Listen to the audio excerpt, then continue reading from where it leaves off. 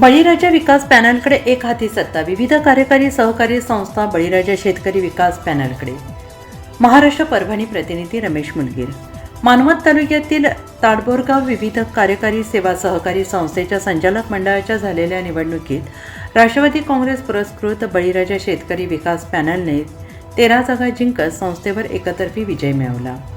शनिवार दिनांक 16 रोजी संचालक मंडळाची 2026-2031 पंचवार्षिक निवडणूक झाली.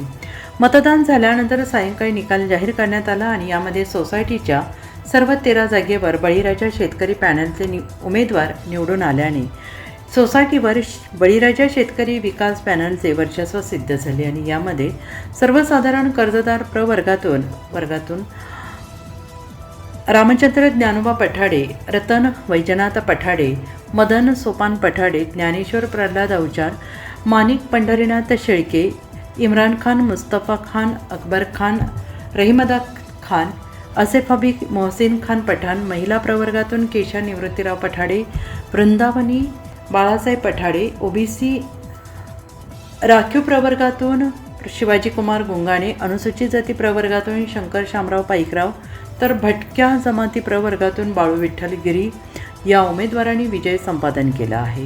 निर्वाचन अधिकारी म्हणून UM शेख यांनी काम पाहिलं. यावेळी आमदार राजेश विटेकर, बाजार समितीचे सभापती पंकज आंबेगावकर, माजी सभापती गंगाधर कदम, उपसभापती नारायण भिसे, पंचायत माजी सभापती कुमार गुंगाणे, माजी चेअरमॅन वैजनाथ पठाडे, माजी उपसरपंच उमर खान पठाण यांनी पॅनल प्रमुख सचिन पठाडे आणि विजयी उमेदवारांचे अभिनंदन केले.